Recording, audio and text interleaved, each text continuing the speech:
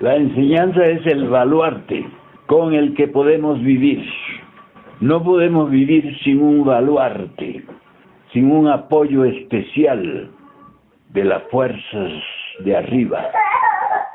La gente común y corriente vive apoyada en los valores puramente externos.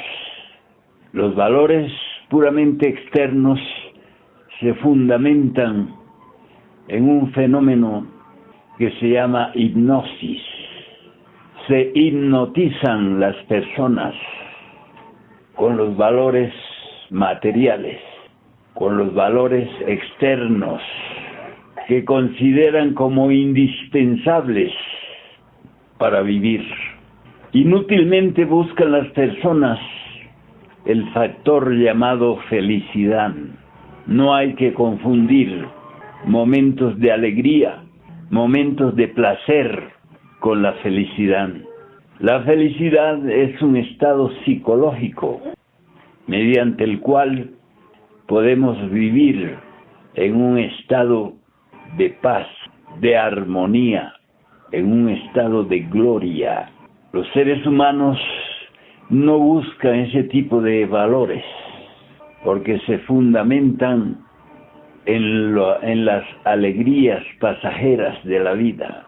Digamos, alguien recibe alguna cantidad de dinero y por eso se siente feliz, dichoso, pero eso es por un momento. En otro momento dado, esa misma persona comienza a sentir los efectos de tener el dinero. El tener dinero produce efectos muy lamentables. Comienza la persona a sentir que le quieren robar, que quieren tomar su dinero, y eso ¿qué le ocasiona? Sufrimiento. De modo que nosotros gnósticos vivimos en función del estandarte que representa para nosotros tener el conocimiento. El tener conocimiento nos libera de un elemento negativo que se llama ignorancia. La mayoría de las personas viven en función de su ignorancia y es claro que eso les ocasiona mucha desdicha, les ocasiona lo que se llama el dolor de vivir. De modo que es necesario comprender el valor del conocimiento, el valor de la sabiduría divina. La sabiduría divina es opuesta a la sabiduría de los humanos, porque la sabiduría de los humanos se convierte realmente en desconfianza, en temor.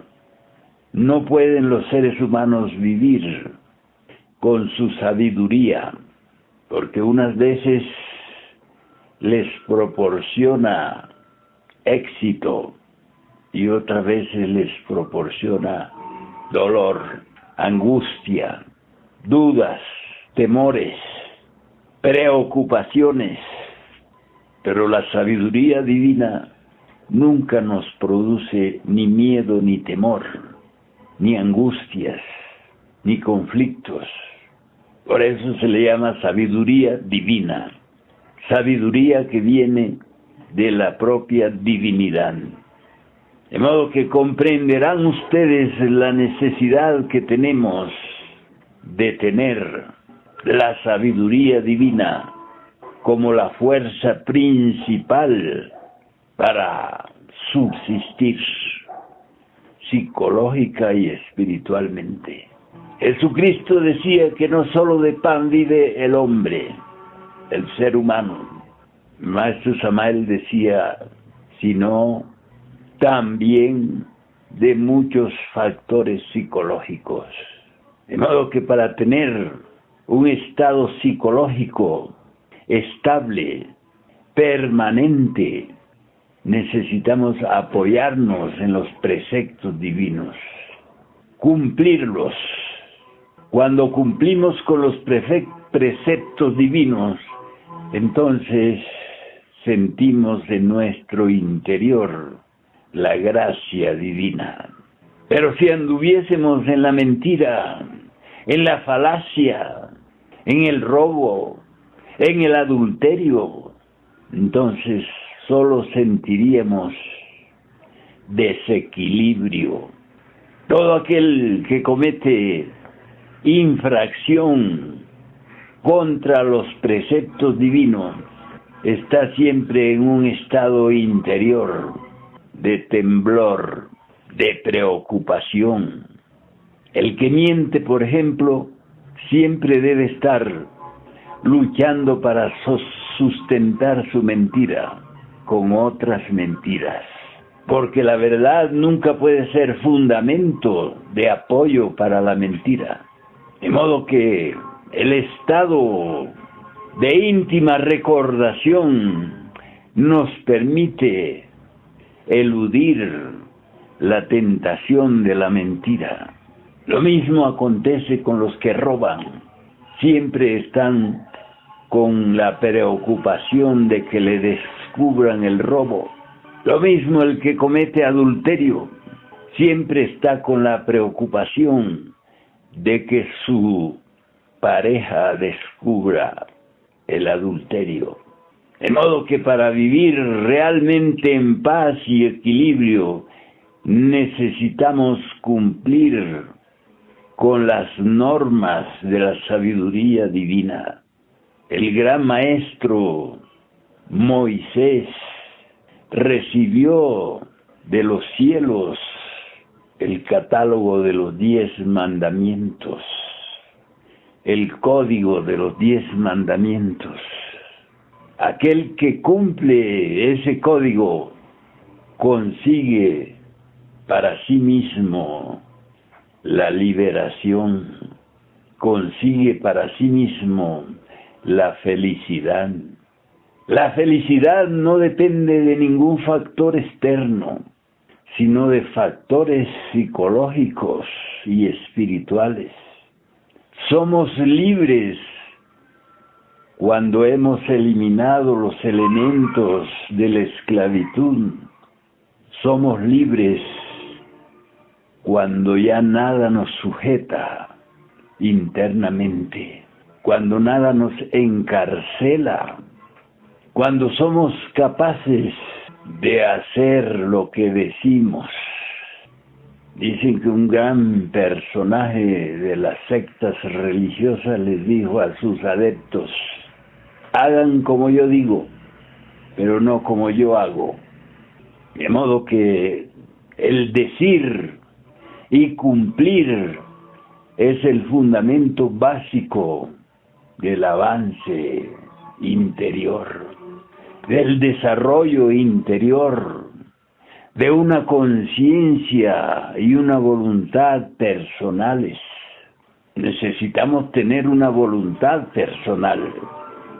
¿Y cómo es que se desarrolla la voluntad personal? Mediante el estricto cumplimiento de lo correcto. La voluntad es una fuerza que va creciendo en aquellos individuos que son capaces de combatir conscientemente sus propias debilidades. Cuando cedemos a las debilidades, entonces la voluntad no crece. ¿Y cuáles son las principales debilidades del ser humano? Justamente esas debilidades están relacionadas con lo opuesto a las ordenanzas divinas. De modo que esta enseñanza gnóstica propone fundamentalmente que los hombres y las mujeres sean leales a sus propios anhelos internos, que cumplan cabalmente con lo que dicen los preceptos divinos. Así es que los códigos expresados por los maestros de la sabiduría divina sirven para regenerar a los delincuentes, a aquellos que han delinquido contra los principios superiores de la vida. De modo que es necesario reflexionar constantemente sobre lo que se llama pensar, sentir y actuar. En esos tres aspectos se fundamenta el crecimiento de la voluntad. Si cada vez que se presenta la tentación la rechazamos con firmeza, entonces crece en nosotros una voluntad consciente, una voluntad que nos preserva, que nos habla cálidamente de cómo actuar, de cómo sentir y de cómo pensar. De ninguna manera existe voluntad en la forma mecánica del pensar, porque no hay conducción del centro pensante. Los pensamientos vienen y van como la loca de la casa, sin ninguna sujeción, sin estar sujetos a nada. Eso tenemos que cambiarlo mediante el estado de alerta. El estado de alerta no es algo que esté relacionado con las demás personas. Es algo que está relacionado con nuestro propio funcionalismo pensante y emocional. Si alguien se deja llevar muy cándidamente por la secuencia de los pensamientos, entonces se duerme, se hipnotiza, pierde la noción de sí mismo. Y no hay cosa más negativa que perder la noción de sí mismos. Cuando perdemos esa noción de sí mismos, ese cuidado que debemos tener con nuestro propio ser, entonces caemos en el sueño, en la hipnosis, en el olvido, que es lo más negativo que puede haber en el olvido. ¿Qué es lo más negativo que puede haber en el olvido? La ausencia de la noción de sí mismos. Cuando las personas hablan y actúan sin esa noción de sí mismos, entonces son presas de la ignorancia, son presas de la inconsciencia. Eso de la inconsciencia es algo sumamente perverso, maligno. Debemos luchar todos los días y todas las noches hasta lograr un estado de claridad, un estado de luz, un estado de conciencia plena. Cuando estamos en el estado de conciencia plena, entonces no hay nada que salga por nuestra boca que no esté filtrado, porque abrir la boca es muy fácil. Por ahí en la cultura norteamericana tiene una palabra que dice, cierra la boca. Hay un dicho popular que dice, en boca cerrada no entran moscas. De modo que debemos tener nuestra boca muy bien manejada. En la epístola universal del maestro Santiago habla sobre la lengua y la compara como un barco que es manejado por un timonel bien chiquito. En comparación con todo el barco, el timonel es pequeño. Así en el ser humano, la lengua, la palabra, el verbo, es algo muy pequeño. Sin embargo, si no la sabemos manejar, gobierna mal a todo el cuerpo. De modo que el proceso de crecer y desarrollarse internamente en una forma ordenada y correcta es lo que nos lleva inevitablemente a la felicidad. Si desean la felicidad, Si desean experimentar esa sensación extraordinaria de la felicidad, deben liberarse de todos los elementos de la desdicha, de la amargura, del error, de las turbulencias. Así es como se puede lograr la felicidad, la cual está muy asociada con los factores llamados paz y armonía. Cuando nos sentimos inquietos, cuando nos sentimos desdichados, debemos invocar con toda nuestra fuerza los elementos de la paz y de la armonía. Divina paz, entra en mi corazón y dadme armonía. Esos pensamientos dirigidos conscientemente producen el efecto de estabilizarnos emocionalmente. Cuando estamos estables desde el punto de vista emocional, entonces somos felices. De ninguna manera los resentimientos, los malos recuerdos, las deudas por cobrar a los otros pueden ocasionar en nuestra vida alguna felicidad. Esas personas que están constantemente recordando las cosas que les dijeron, los desaires que les hicieron, la falta de respeto que no les dieron, todo eso ocasiona en el ser humano estados de gran infelicidad, de desdicha, de amargura. De modo que nosotros no debemos admitir que nuestros días estén llenos de amargura. No debemos permitir que algo o alguien nos eche a perder el día. ¿Cómo conseguimos eso? Con el estado de íntima recordación. Nada en la vida es tan importante como para que nos amargue un día siquiera de nuestra vida. De modo que en esta noche quiero hacerles énfasis en la necesidad que tenemos de destruir todos los elementos de la desdicha con un pleno estado de alerta. El estado de alerta es como una luz que se enciende en la oscuridad. ¿Qué pasa con la oscuridad cuando se enciende la luz? Desaparece, ¿no es cierto?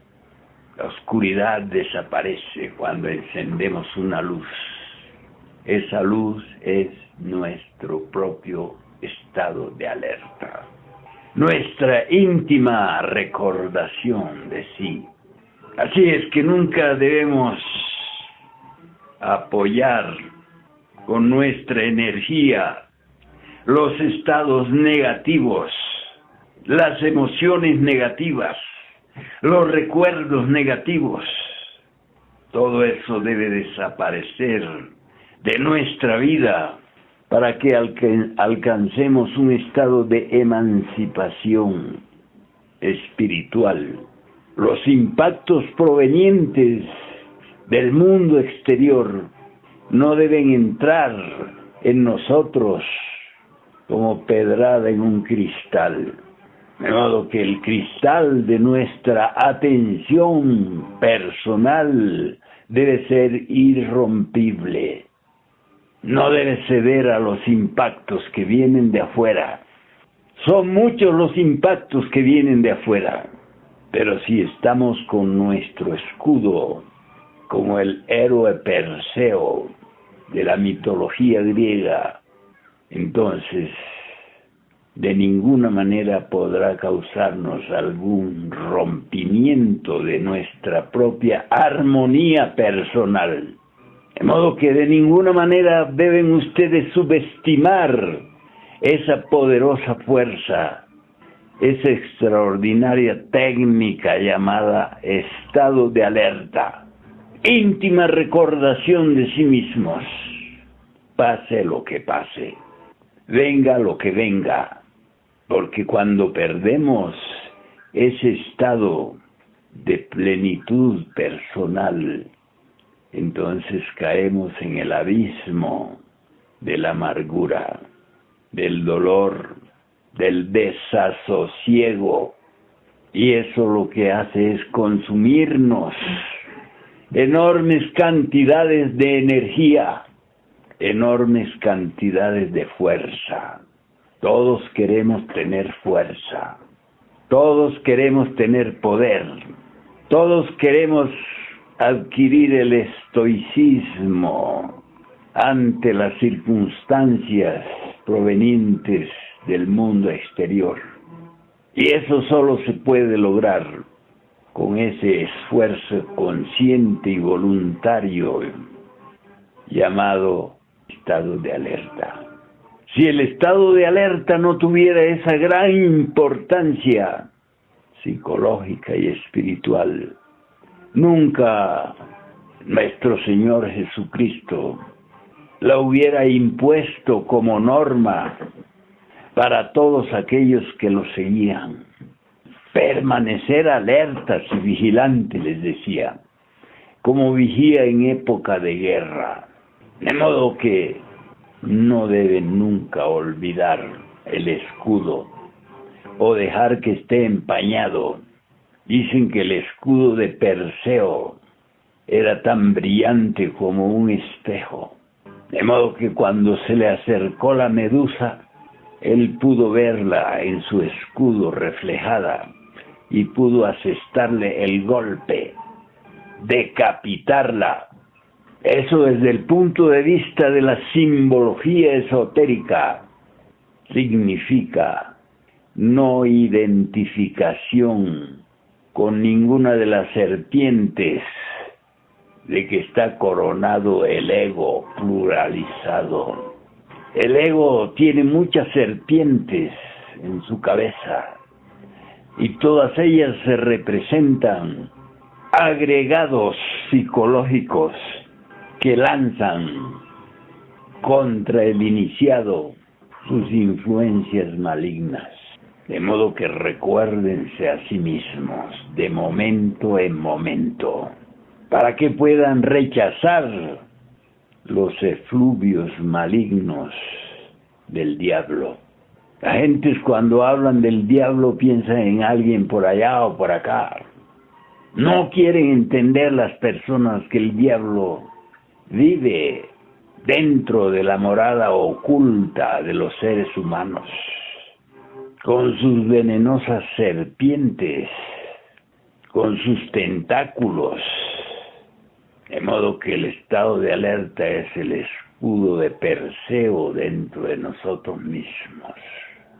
Todo lo que se mueve, todo lo que se insinúa en nuestro mundo interior debe reflejarse en el escudo, en el estado de alerta, para que no pueda causarnos ningún efecto contrario a la paz, contrario a la armonía y a la felicidad.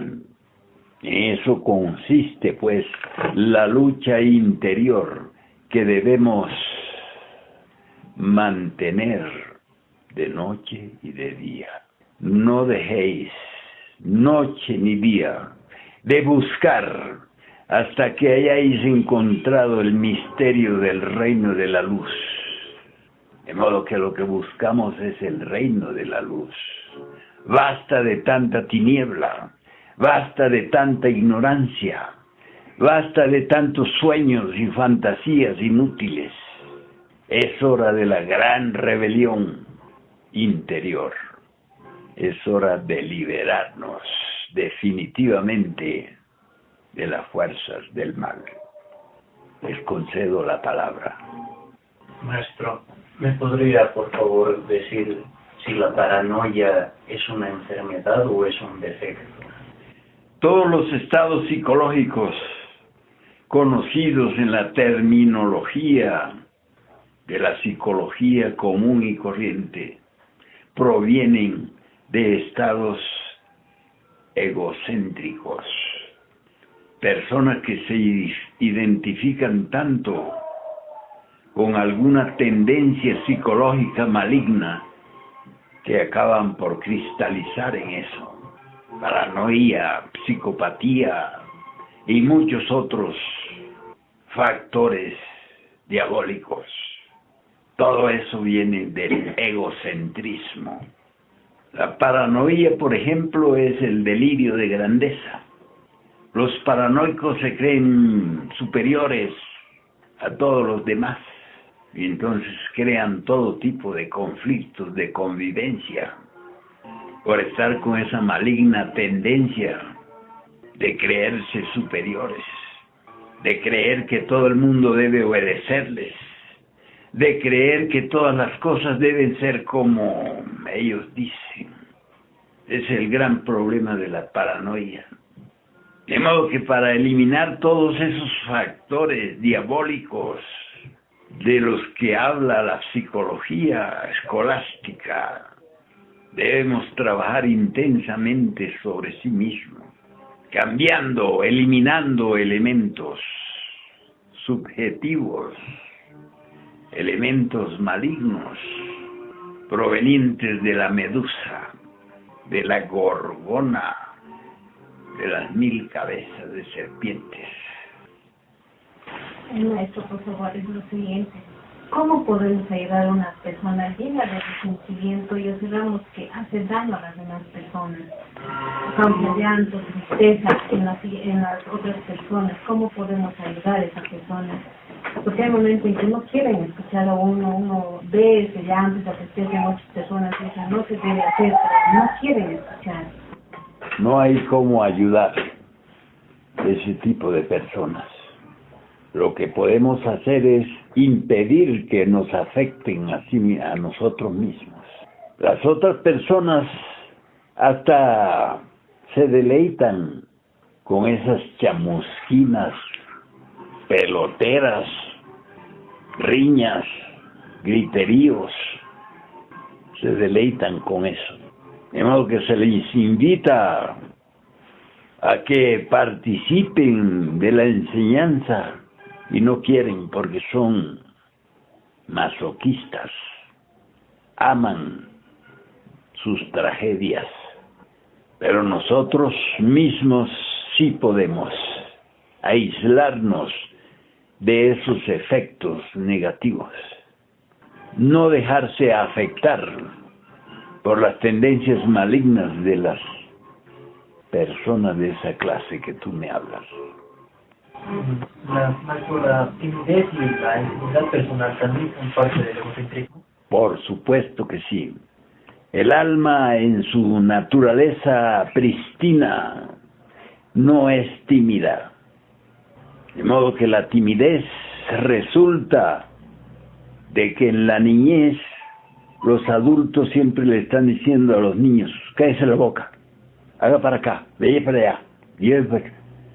Entonces el niño comienza a absorber ese tipo de educación y se vuelven dos cosas, o tímidos o rebeldes.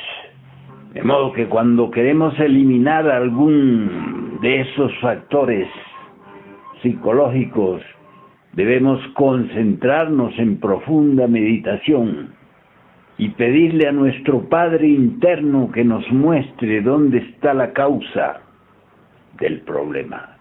Así es, mi querido hermano. Maestro, ¿existe la felicidad en una pareja?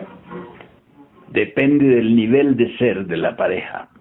Las parejas comunes y corrientes que se casan por puros formalismos o por llenar un vacío en su vida, no pueden ser felices porque el ego está ahí impidiéndolo, causándoles conflictos, discusiones, peleas, gritos, insultos. De modo que la felicidad de una pareja depende del nivel de ser, del nivel de conciencia y de voluntad que hayan desarrollado.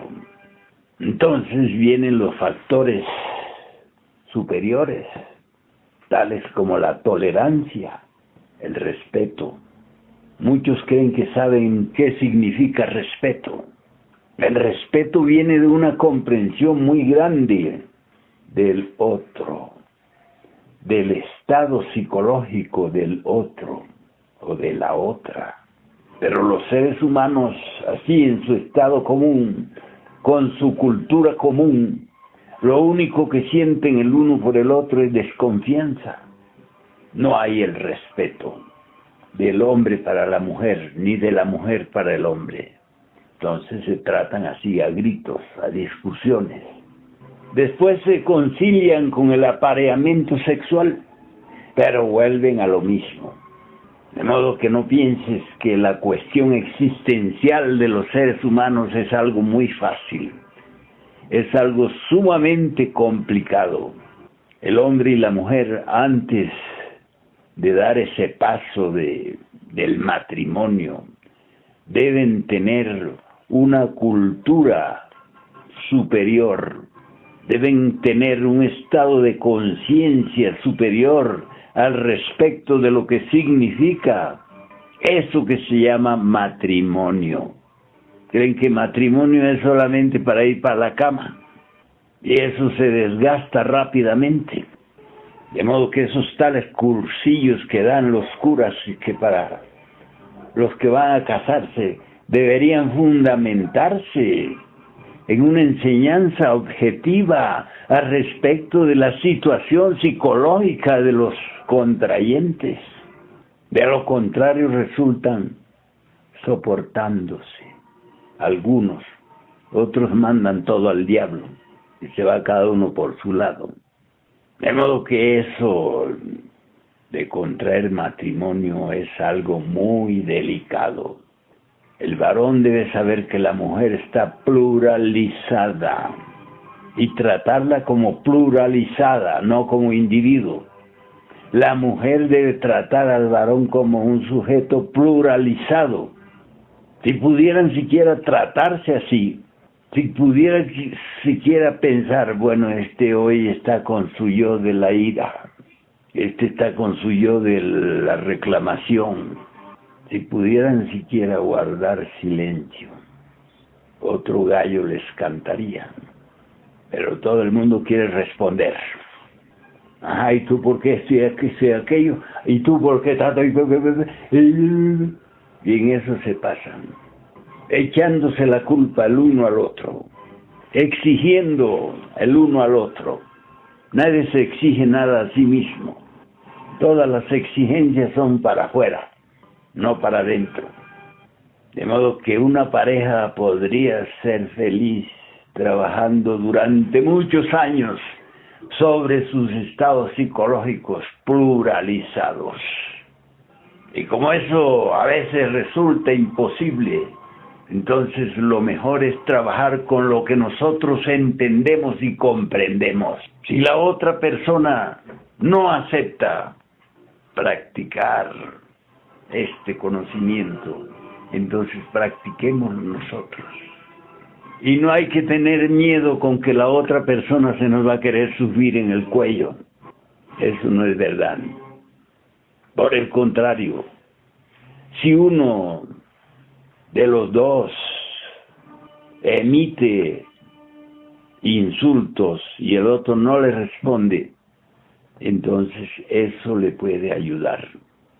Pero si le responde al insulto, se forma lo que el maestro Samael llamaba una chamusquina, una pelotera. ¿Estás entendiendo lo que te he dicho?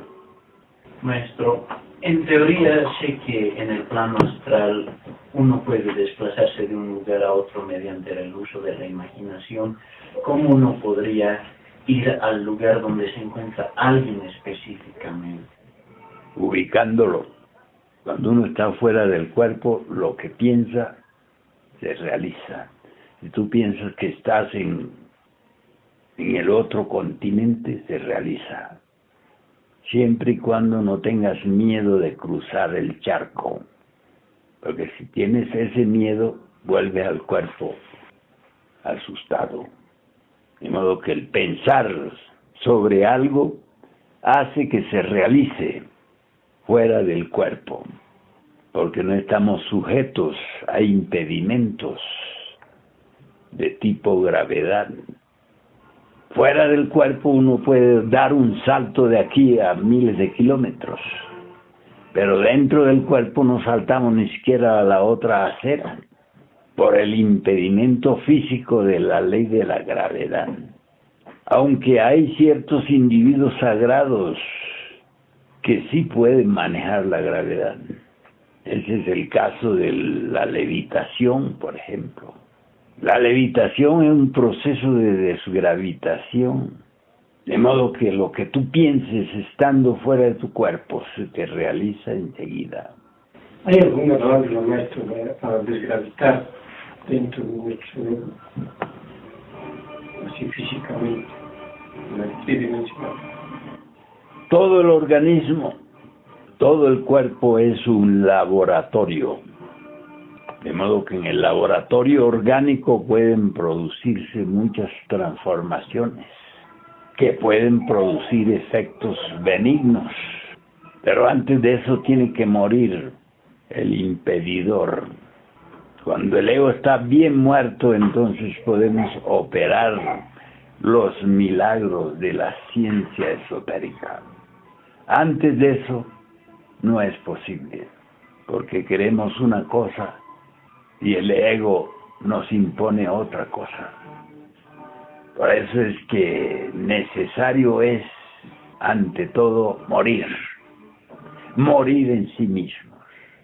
Muchas gracias por escuchar. ¿Querías decir?